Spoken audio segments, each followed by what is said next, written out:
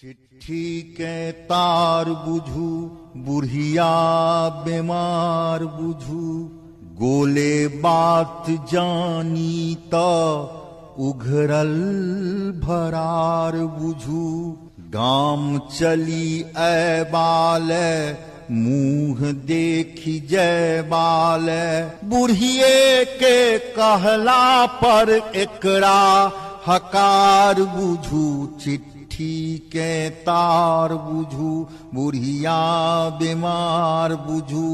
आदर अमार बुझू आकी फटकार बुझू हमरा ले सब तरी अन्हारे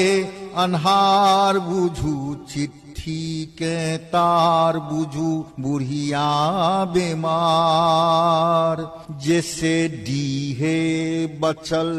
लौदो से हो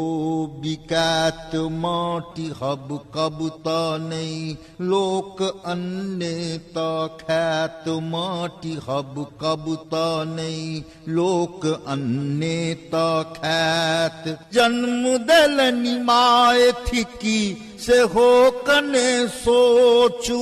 जन्म दल निमाय थिकी से हो कने सोचू हमरा की हमरा तो उसरल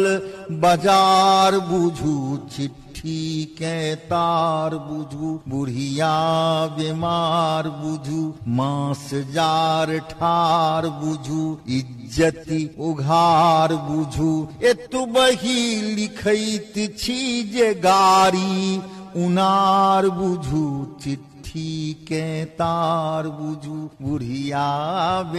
बीमार बरद एकेटा छल से हो पहिनई मरल खेत अन्न के दखल ते पर कर जाल दल त जह सह आबी जह सह कही जाइछ सहिते सहैत आब भथि गेल इनार बुझू चिट्ठी के तार बुझू बुढ़िया बीमार बुझू काया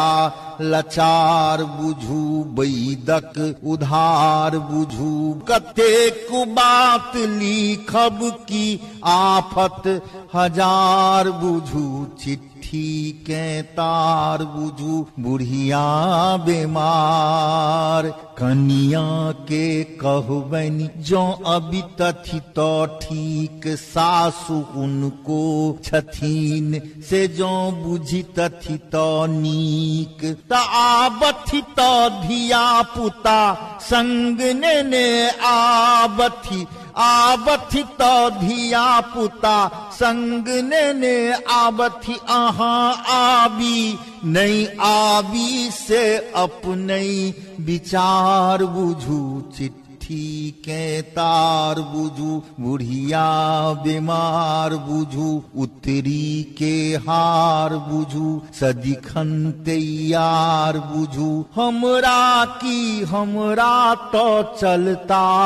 कहार बुझू चिट्ठी के तार बुझू बुढ़िया बीमार।